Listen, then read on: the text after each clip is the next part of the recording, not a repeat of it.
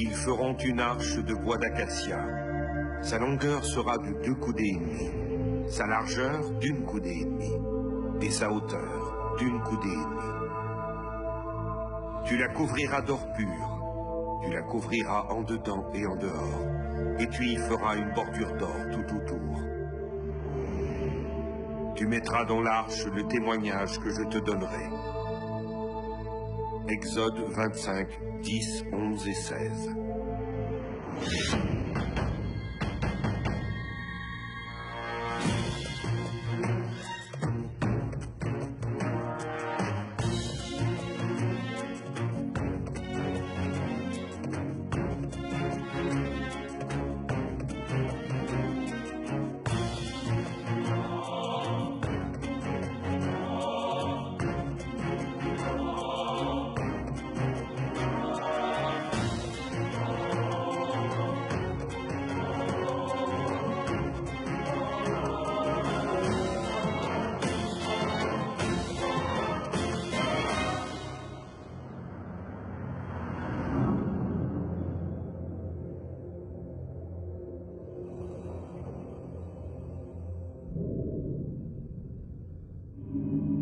De tous les objets décrits dans la Bible, aucun n'a autant fait fantasmer les amateurs d'histoire fantastique que l'Arche d'Alliance.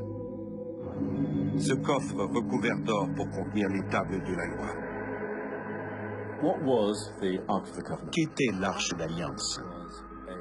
L'Arche d'Alliance était un coffre de bois recouvert d'or qui avait été fabriqué dans le Sinaï lors de l'exode des Juifs pour contenir les tables de la loi. Le mot en hébreu, c'est Aaron, qui veut dire, dans le fond, c'est coffret. Et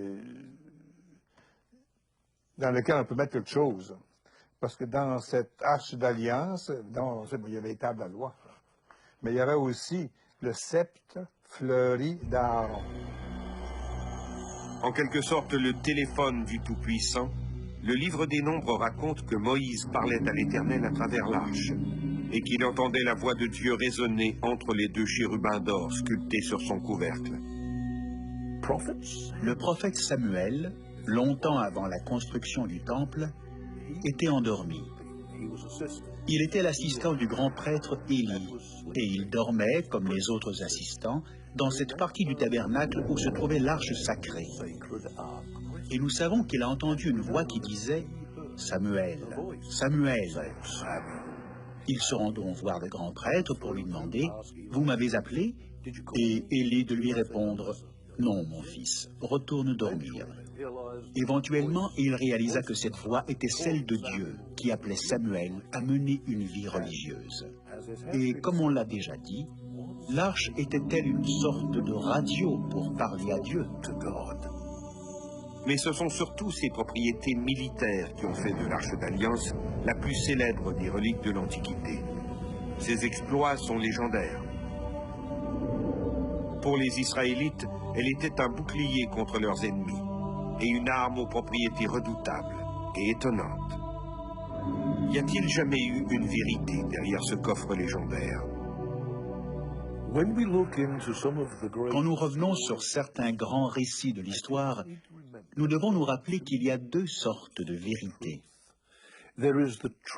Il y a la vérité porteuse de messages qui peut ou non être historique, parce que son message est si important qu'il peut ou non être présenté par le biais de personnages historiques ou simplement raconté comme une histoire.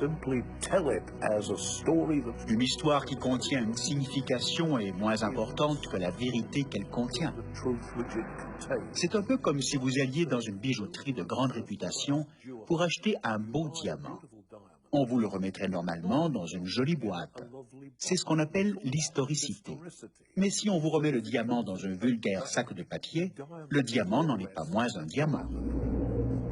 Où me conduira la recherche de cet objet mythique? Dans l'Exode au chapitre 24, Moïse se rend sur le mont Horeb, dans la chaîne du Sinaï. Au mont Horeb, Dieu a donné à Moïse ses instructions en vue de la construction de l'arche. La Bible nous donne une description de l'arche d'alliance. Elle décrit la manière de la construire ainsi que les mesures. 2 coudées et demie de long par 1 coudée et demie de large par 1 coudée et demie de haut. Dieu demande à Moïse de la couvrir d'or en dedans et en dehors. Il lui demande aussi de fondre pour elle un couvercle d'or orné de 2 chérubins, eux aussi en or. Son nom complet, c'est Arche d'alliance de Yahvé, siégeant sur les chérubins. C'est son titre. L'arche donc, de l'alliance de Yahvé, qui siège sur les chérubins. C'est un mot babylonien qu'on a transcrit. Le mot, c'est kéroub. Et au pluriel, s'il y a un chérub, c'est kéroub. Et s'il y en a 2 ou 3, on va dire kéroubim. Donc, c'est le pluriel. Alors, qu'est-ce qu'un kéroub? Sans difficulté aucune, sans hésitation, c'est un lion ailé. Ceux-ci devront être placés de part et d'autre du couvercle, se faisant face et tenant leurs ailes déployées devant eux. Ce sont les protecteurs des trônes divins et des trônes humains.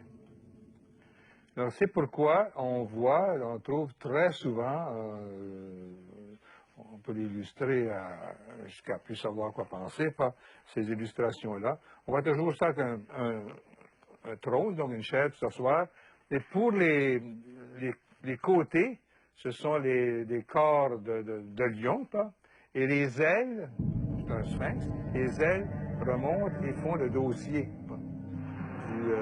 de la chaise.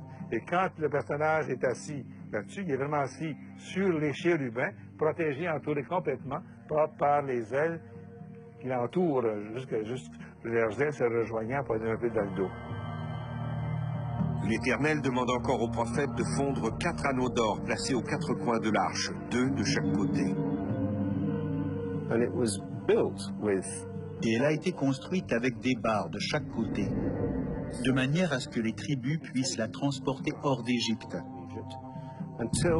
en attendant qu'un temple ou qu'un lieu quelconque soit construit pour y abriter les tables dans le Saint des Saints.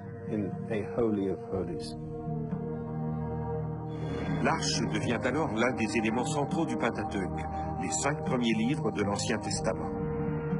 Pour l'arche, Dieu demande à Moïse de construire un tabernacle, une grande tente, pour la protéger. Il ajoute que les hommes qui la transporteront devront être habillés de vêtements spéciaux.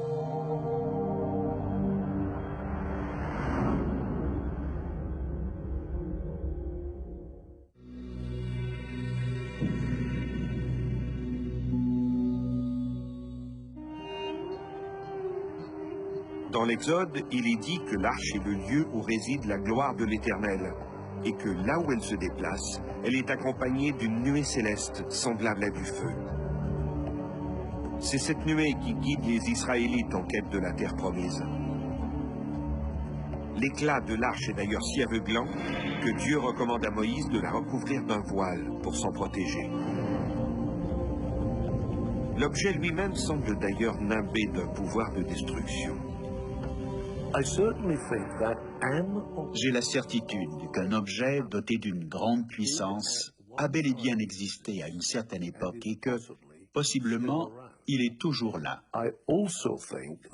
Je crois également qu'il peut bien n'avoir aucun rapport avec le Dieu d'amour qui est le Père de Jésus.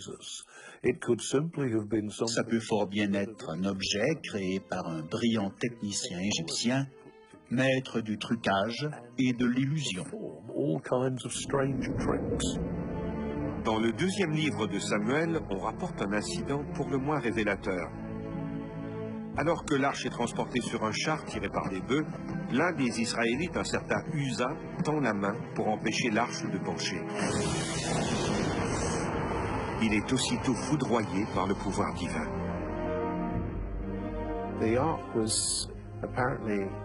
Apparemment, l'arche était dotée de propriétés magiques, de sorte que si vous lui touchiez, elle pouvait vous terrasser ou même vous tuer. On rapporte qu'un homme qui avait touché l'arche pour la stabiliser alors qu'elle était sur un chariot a été foudroyé par un éclair qui l'a tué. and dying. Now, L'intérêt que j'ai pour l'arche m'a poussé à mener des expériences avec l'électricité statique. J'ai constaté que c'était un médium parfait pour accumuler plusieurs milliers de volts d'électricité statique qui, déchargé à travers un corps en contact avec le sol, pouvait lui donner un choc très violent. Quand l'arche partait, peut-on lire dans le livre des Nombres, Moïse disait « Lève-toi, Éternel, et que tes ennemis soient dispersés. Que ceux qui te haïssent fuient devant ta face. » Les hommes qui la transportaient se servaient de perches posées sur leurs épaules. Et ces perches passaient à travers des anneaux isolants. Aurions-nous affaire à quelque chose, à une sorte d'artefact antique très puissant dissimulé dans cette boîte et qu'il pouvait être fatal de toucher? Je ne le sais pas, mais ça m'intrigue. Les pouvoirs de l'Arche d'Alliance sont immenses. Dans l'épopée de Josué, l'Arche d'Alliance permet aux successeurs de Moïse d'ouvrir le Jourdain pour faire passer les Israélites à gué. C'est encore une fois l'Arche qui vient au secours de Josué lors du siège de Jéricho. Comme la ville résiste, Josué demande aux sacrificateurs, les porteurs de l'Arche, de marcher autour de la cité. Le 7e jour, les murs de Jéricho s'écroulent. Pendant un temps, l'Arche d'Alliance et ses mystérieux pouvoirs vont continuer d'accompagner les Israélites vers la terre promise. L'Arche d'Alliance est une icône de l'Ancien Testament. Mais d'où viennent ces écrits? Qui en sont les auteurs? Les textes qui font l'Ancien Testament s'échelonnent sur 1000 ans. C'est des communautés qui digèrent les écrits d'une communauté, qui digèrent les écrits de l'autre communauté, etc., etc. C'est une véritable chaîne. Avec à un moment donné, les textes sont si célèbres qu'ils se séparent un petit peu dans des langues différentes et qu'on a par là des textes différents avec des variantes très sensibles parfois.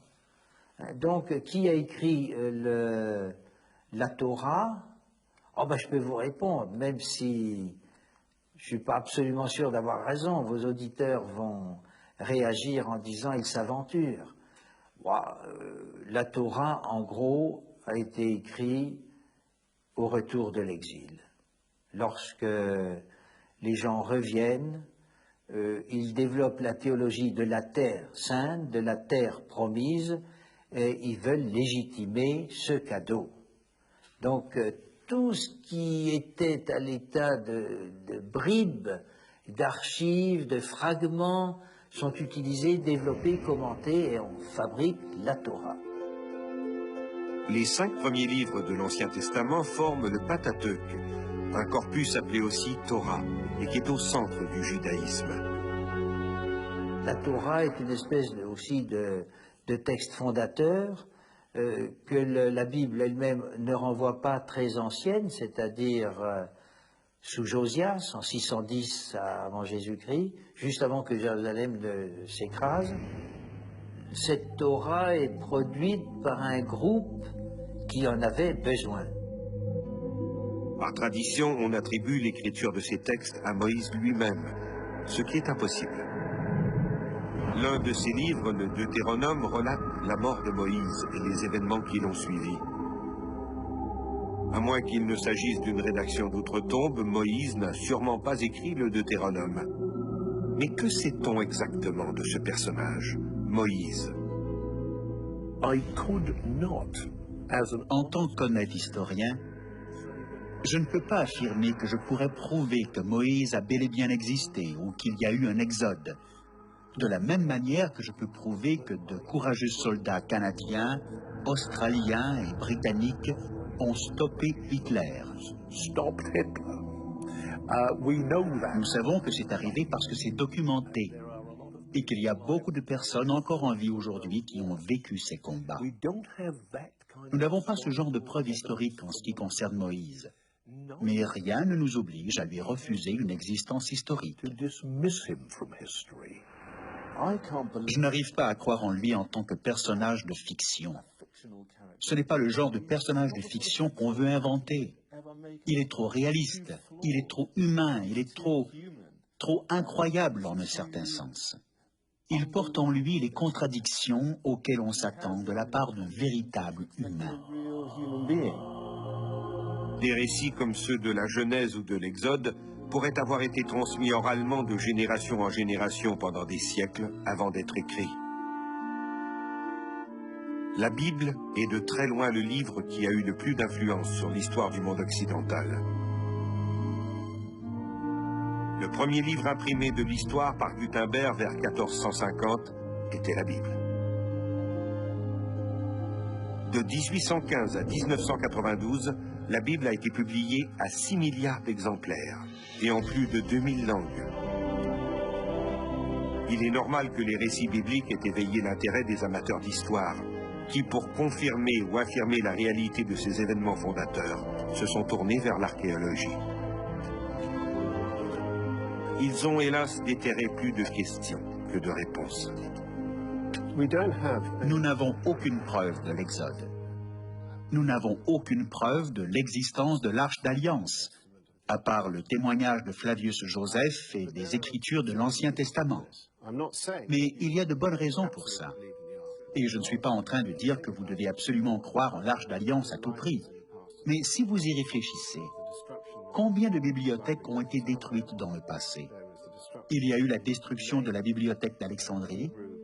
Il y a eu la perte de la principale bibliothèque hébraïque lors de la destruction du temple de Jérusalem, qui, nous le savons par des témoins oculaires de l'époque, a été incendié en 870.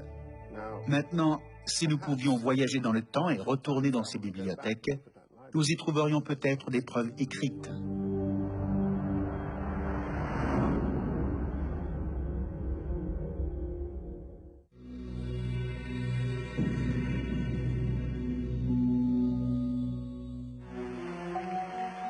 L'Exode raconte l'histoire de Moïse, de sa naissance en Égypte jusqu'à ses 40 ans d'errance dans le désert. Cet épisode de l'Ancien Testament est sans doute celui qui a le plus été questionné par les historiens. Moïse a-t-il vraiment libéré les Hébreux de l'esclavage du Pharaon? Pour moi, l'Exode est un des textes les plus formidables de l'histoire de l'humanité. Pourquoi? Pas tellement à cause des Juifs. Vous me direz qu'on est au jour de Pâques aujourd'hui pour les Juifs et qu'ils célèbrent justement la sortie d'Égypte, la libération, la formation du peuple, etc. En fait, le texte est important parce qu'il est le texte fondateur de la libération des hommes, de tous les peuples opprimés, de tous les esclaves. Et c'est ça qui est intéressant. En fait, si on fait un peu d'histoire, mais c'est difficile, hein, la bobine de fil, on tire les fils puis ça se casse. En fait, l'histoire, qu'est-ce que c'est que ces Juifs esclaves en Égypte qui construisent historiquement on ne peut pas croire qu'ils ont construit les pyramides. On ne voit pas des Juifs construire, c'est trop vieux, c'est trop ancien, mais non, il faut voir toutes ces histoires post-exiliques. Donc, les esclaves en Égypte, on le sait, ce sont les Ptolémées, les Grecs d'Égypte, qui viennent chercher des esclaves partout tout autour, et en particulier en Judée, juifs, qui sont en complète déconfiture à ce moment-là, au 6e, 5e siècle, même plus tard, au 4e siècle, 3e siècle, ce sont ces potentats grecs d'Égypte qui veulent construire Alexandrie. Là, il y a des esclaves qui construisent. Et en fait, ces gens-là, juifs, esclaves, émancipés, libérés, vont créer la communauté juive la plus célèbre du monde, à l'ombre de la bibliothèque, et ce sera la société juive la plus intellectuelle, et comme par hasard, ils produisent la Bible grecque, la Septante, qui est justement la Bible des Bibles. Moïse a-t-il franchi à gué la mer Rouge? Cette période dite de la 19e dynastie est bien connue des égyptologues.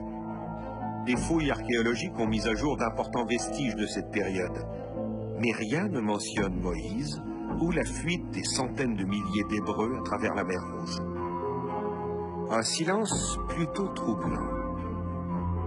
Certains des événements de l'Exode, comme les plaies d'Égypte et la destruction des armées du Pharaon englouties dans la mer Rouge, auraient pourtant dû faire l'objet d'une mention dans les chroniques égyptiennes. One of the theories that Une des théories que j'ai derrière la tête, c'est pourquoi Pharaon, après avoir accepté que Moïse puisse conduire son peuple vers la liberté, a-t-il soudainement changé d'idée et envoyé la crème de la cavalerie égyptienne pour le ramener. Et j'oserais suggérer ceci. Moïse n'a pas fait construire l'arche, tel qu'on le décrit dans les récits bibliques. Éduqué comme un prince égyptien, il connaissait l'arche. Il connaissait son pouvoir et il l'a emporté avec lui. Et quand Pharaon a découvert que sa formidable, sa très puissante, sa très précieuse arche était disparue, il est devenu fou furieux et a ordonné au général de sa cavalerie « Ramenez-la-moi à n'importe quel prix ». Et ce prix fut la mort de la fine fleur de l'armée égyptienne. Dans l'Exode, Moïse rencontre Dieu sur l'Horeb, dans la chaîne du Sinaï. Le Sinaï est une péninsule égyptienne d'environ 60 000 km², de forme triangulaire, bordée au nord par la mer Méditerranée et au sud par la mer Rouge. Le sud de cette péninsule est très montagneux. C'est là que la tradition situe le mont Horeb. Toute la région de l'Horeb a fait l'objet de recherches archéologiques. Les scientifiques ont trouvé des artefacts qui prouvent que l'endroit était déjà habité à l'époque néolithique. En revanche, ils n'ont rien trouvé à l'appui d'un exode de masse, ni d'une occupation importante. Au mieux, des poteries et des sculptures indiquent que ces montagnes ont peut-être déjà abrité de petites communautés qui se livraient à des cultes religieux. Si le Moïse biblique est peu vraisemblable, les historiens croient que sa légende a probablement été inspirée par un personnage bien réel, sans doute un chef de clan, issu de la tribu de Lévi, une communauté qui résidait à l'extrême sud de la terre de Canaan, la terre promise des Israélites. Lorsqu'on fouille le sol de Canaan, on observe quelque chose de très intéressant. À la fin de l'âge du bronze, vous avez les traces classiques de campements cananéens, avec des poteries raffinées et très ornées, des sites funéraires sophistiqués. Puis, subitement, au début du premier âge du fer, vous trouvez, sur les hauts plateaux de Canaan et non pas dans les basses terres, une nouvelle sorte d'habitants qui apparaît soudainement comme des pointillés sur une carte, comme des lumières qui s'allument partout sur la carte de Canaan. Ces gens semblent vivre de manière spartiate. Leur poterie est simple, leur site funéraire rudimentaire. Et dans la mesure où on peut reconstituer leur structure politique à partir de fouilles, ils semblent être plus démocratiques que les Cananéens qui les ont précédés. Mais un indice est vraiment intéressant. Ils ne mangeaient pas de porc. C'étaient les premiers Israélites. Et ils apparaissent subitement à une époque qui correspond plus ou moins à celle que nous suggère une des versions de la Bible. Ce Moïse historique aurait probablement vécu aux alentours du XIIIe siècle avant Jésus-Christ. Nous n'avons pas de preuves concrètes de l'existence de Moïse, pas plus que nous n'avons de preuves de l'existence de l'arche. Nous n'avons que des descriptions et la tradition. Au sud de Jérusalem, les Palestiniens ont un tombeau pour Moïse, qui est très ancien et très vénéré. Et bien sûr, il est le personnage pivot de l'Ancien Testament. 600 ans de tradition orale auront fini par transformer ce Moïse historique en un Moïse plus grand que nature, l'élu et le messager de Dieu. Dans l'Exode, la description de l'arche s'apparente aussi étrangement à ces coffres retrouvés dans certains tombeaux égyptiens, notamment dans celui du jeune pharaon Toutankhamon, découvert en 1922 dans la vallée des rois.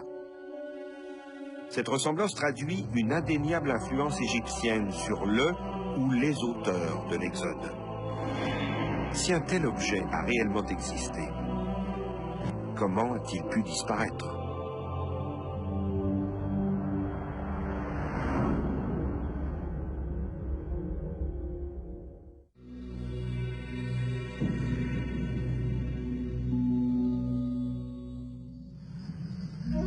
Me voilà à nouveau à Jérusalem, la terre promise où l'arche fut apportée par le peuple élu. À Jérusalem, le roi Salomon, fils et successeur du roi David, l'a fait déposer dans un sanctuaire spécialement aménagé à l'intérieur du temple, le lieu très saint. La référence que nous avons, ou si vous préférez la dernière apparition en référence à l'arche, remonte à environ 620 avant Jésus-Christ, quand le roi Josué demande aux Léviathans, qui sont responsables de la sécurité de l'arche, de la sortir de sa cachette. Dans mon esprit, cela est très révélateur. Parce que si vous aviez une arche contenant les reliques de l'Exode et les tables de la loi, vous auriez également une cachette située quelque part sous le plancher du temple. En 620, le roi Josué demande aux Léviathans de la sortir de sa cachette et de l'exhiber pour rassurer son peuple sur l'existence de la loi et l'existence de la tradition. 50 ou 60 ans plus tard, vous avez l'invasion babylonienne. Or, ils ne font aucune mention de l'arche. Et les Babyloniens étaient d'excellents chroniqueurs. Mais dans la liste du butin qu'ils rapportent à Babylone, on ne retrouve aucune mention de l'arche d'alliance. Dès lors, on peut présumer qu'elle était si bien cachée qu'ils ne l'ont pas trouvée. Pour les amateurs d'énigmes, c'est ici que la chasse au trésor commence. Le temple de Salomon, pour l'archéologie, c'est pas compliqué, on ne connaît pas une seule pierre.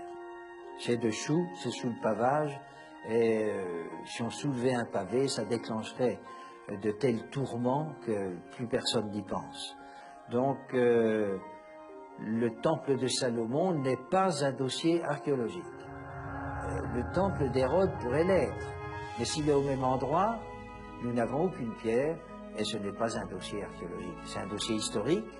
On a des textes, on a des descriptions, on a des dessins, on a des gens qui ont essayé de reconstituer, mais le temple, on n'en sait rien. On peut quand même difficilement douter de l'existence du temple. On en parle tellement, et même pour un chrétien, le Jésus dit, le temple, finalement, il sera détruit, et le temple, c'est moi. Donc, si on croit que le Jésus a quand même dit quelque chose de vrai, il a vu le temple. Et puis, vous vous promenez dans Jérusalem, il faut regarder ce formidable mur, cette construction complètement mégalomane. C'est pas pour construire un bas-turc ou un stade. Non, c'est le temple immense, enfin du moins l'enceinte immense du temple d'Hérode, que probablement aujourd'hui on suppose que c'est une suggestion romaine. Si Nabuchodonosor ne s'est pas saisi de l'arche, c'est parce qu'à son arrivée au temple de Salomon, elle n'y était déjà plus. Alors, qu'est-il arrivé à l'arche après sa dernière apparition documentée dans le Saint des Saints à Jérusalem? Personne ne le sait. Il y a de très nombreuses hypothèses. Il existe de nombreuses hypothèses sur le sort de l'arche. L'une voudrait qu'elle soit aujourd'hui dissimulée dans une caverne près du mont Horeb. Le prophète Jérémie aurait fait transporter l'arche, avant l'invasion des Babyloniens, dans une caverne, près de l'endroit où Moïse aurait vu son buisson ardent. Elle y serait toujours. Après la mise à sac du temple par des vagues successives d'envahisseurs, l'arche aurait pu être prise par les Syriens, elle aurait pu être prise par les Babyloniens, elle aurait également pu être cachée par l'un des prêtres ou l'un des prophètes dans une caverne située dans les montagnes. Elle a pu être cachée près de Qumran, où on a retrouvé les mystérieux rouleaux. Elle aurait pu également se retrouver en Éthiopie, ce qui implique la liaison entre le roi Salomon et la reine de Saba. L'arche serait conservée dans un petit village du nord de l'Éthiopie. Ce scénario repose à la fois sur des sources bibliques et sur une longue tradition orale. Si nous cherchons la dernière résidence de l'arche, nous jonglons avec de nombreuses hypothèses. Et l'hypothèse éthiopienne, qui veut qu'elle soit à Aksum, en Éthiopie, est aussi valable que toutes les autres. Les historiens éthiopiens eux-mêmes font remonter l'événement à l'un de leurs premiers grands chefs, un homme réputé nommé Ménélique, dont le nom peut se traduire par « fils de l'homme sage ». Et lorsque nous nous intéressons à la rencontre entre le roi Salomon et la magnifique reine noire de Saba, nous devons nous rappeler que l'un des livres de la Bible s'appelle le Cantique des Cantiques ou le Cantique de Salomon. Il s'agit d'un texte magnifiquement écrit et très érotique, un poème d'amour qui s'adresse à une superbe femme noire. Et nous supposons que ce poème a été écrit par le roi Salomon lui-même. On trouve également une référence, et vous savez comment le phrasé de la Bible peut être tortueux, où on y dit simplement « Elle était éblouie par la sagesse de Salomon, et il lui a donné tout ce que son cœur désirait. » Ce qui peut vouloir dire, en une petite phrase innocente, qu'il l'avait engrossé. Alors, notre belle reine noire de Saba retourne chez elle, enceinte du fils de Salomon, à qui elle donnera naissance. Lorsqu'il atteint l'âge adulte, elle lui révèle l'identité de son père et lui dit « Je sais que tu seras bien reçu. Souhaites-tu aller le rencontrer ?» Et dans le folklore et l'histoire éthiopienne, on retrouve des récits du voyage de Ménélique, où Salomon l'accueille avec grand plaisir et grande fierté. Quand il repart, il se voit offrir l'arche, par mesure de sécurité, parce que Salomon croit que ses ennemis se rassemblent autour de Jérusalem, et qu'il estime que l'arche sera davantage en sécurité auprès de son fils et de sa mère, dans le puissant royaume de Saba.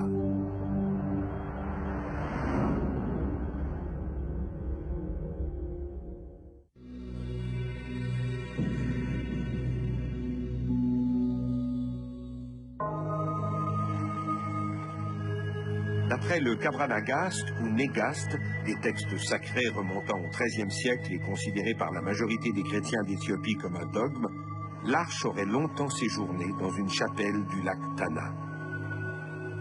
La précieuse relique serait aujourd'hui gardée dans la petite église de Sainte-Marie de Sion, à Aksum. Mais il y a des difficultés avec cette version de l'histoire. L'arche qui serait à Aksum, sur les hauts plateaux éthiopiens, a été vue par un certain nombre de personnes avant que les autorités éthiopiennes ne refusent de l'exposer. De toute évidence, il s'agit d'un objet d'origine chrétienne médiévale, couvert de croix, et qui ne ressemble en rien à l'objet que les Israélites ont traîné avec eux à travers le Sinaï. Plusieurs ouvrages ont été écrits sur le sujet, et la plupart d'entre eux favorisent cette filière éthiopienne, même si, dans les faits, elle ne repose que sur très peu de choses.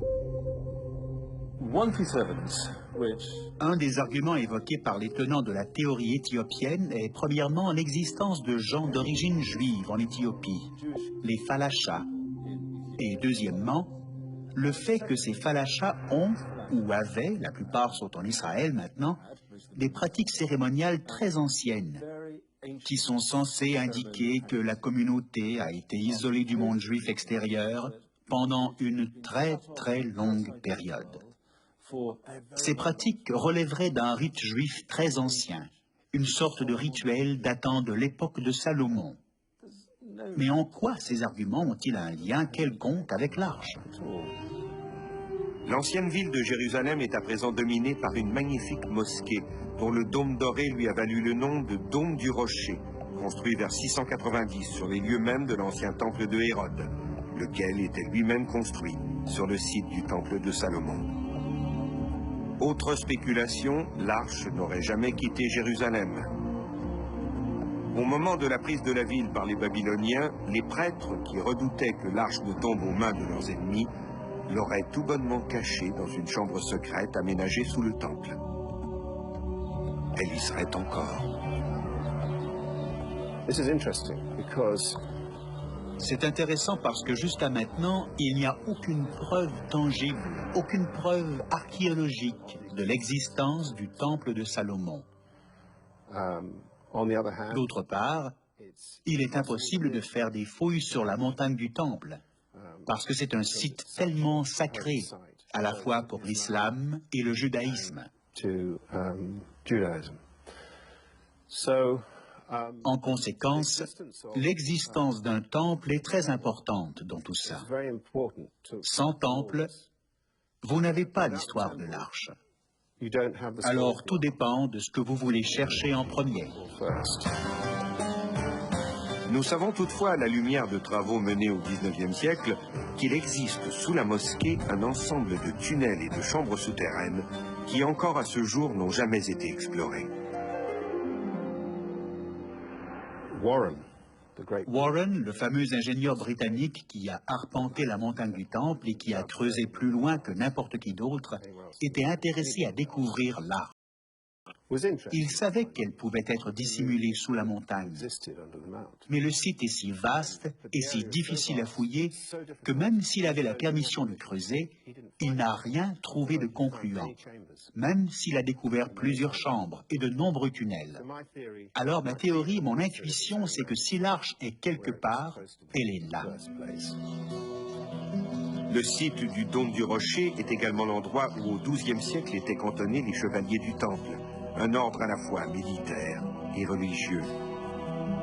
Durant leur occupation du Temple, d'où leur nom d'ailleurs de chevaliers du Temple, ces moines soldats, devenus mythiques au fil des siècles, auraient découvert des trésors cachés, dont la fabuleuse Arche d'Alliance. En catimini, il l'aurait fait sortir d'Israël pour la rapporter en Europe, où il l'aurait dissimulée de nouveau.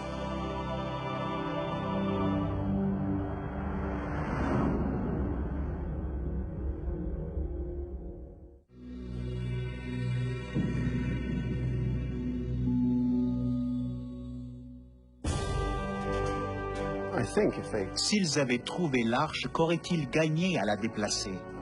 La volonté des Templiers, c'était d'être là, à Jérusalem. Ils s'appelaient les pauvres chevaliers du temple de Salomon. Il est donc peu vraisemblable qu'ils aient déménagé une telle relique pour la ramener en France ou ailleurs où sa sécurité aurait pu être menacée. Plusieurs auteurs d'archéologie fiction ont proposé divers sites d'enfouissement.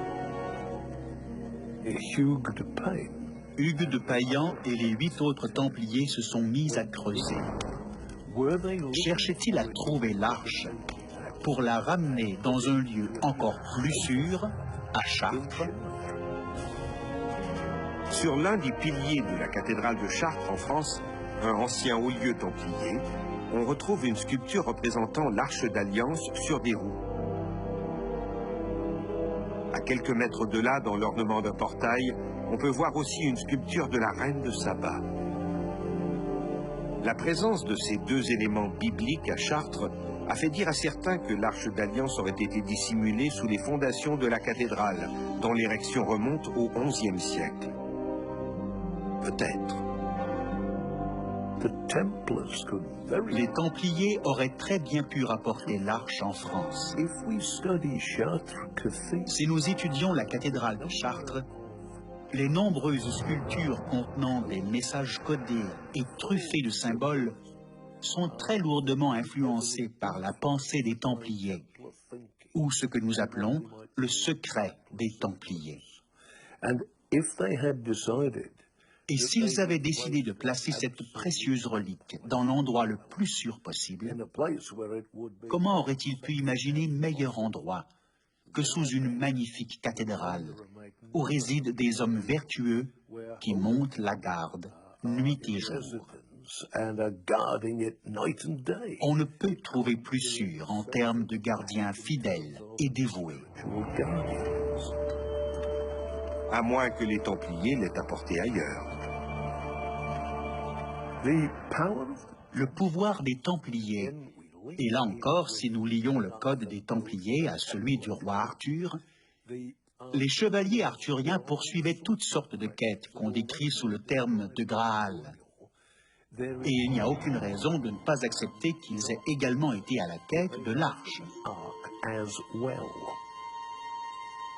Dans son livre The Templars and the Ark of the Covenant, l'auteur anglais Graham Phillips soutient que les Templiers auraient rapporté l'arche en Grande-Bretagne, où ils l'auraient secrètement dissimulée dans un champ entre Banbury et Coventry, dans les Midlands anglaises. On a aussi prétendu que l'arche était dissimulée sous la chapelle Rosslyn, près d'Édimbourg. Là encore, ce sont les Templiers qui l'auraient apportée en Écosse, où, par l'entremise des francs-maçons, elle aurait été enfermée dans une voûte secrète. La chapelle de Rosslyn étant un haut lieu de l'ésotérisme, c'est là d'ailleurs que s'achève l'aventure du Code da Vinci, l'arche y serait tout à fait à sa place. Pourquoi pas? Et la liste s'allonge. Je crois que si l'arche a survécu à la conquête babylonienne, elle est probablement cachée, si elle existe toujours, quelque part à Jérusalem. Durant la guerre des 6 jours, en 67, les Israéliens ont pénétré dans Jérusalem-Est, encore une fois jusqu'au mur ouest, et ils ont mené des fouilles non autorisées sous la montagne du Temple. Les rabbins qui supervisaient ces excavations prétendaient, en se référant au texte rabbinique, qu'ils savaient exactement où trouver l'arche. Et ils ont affirmé qu'ils n'étaient qu'à quelques mètres du lieu où se trouvait l'arche, lorsqu'on les a arrêtés.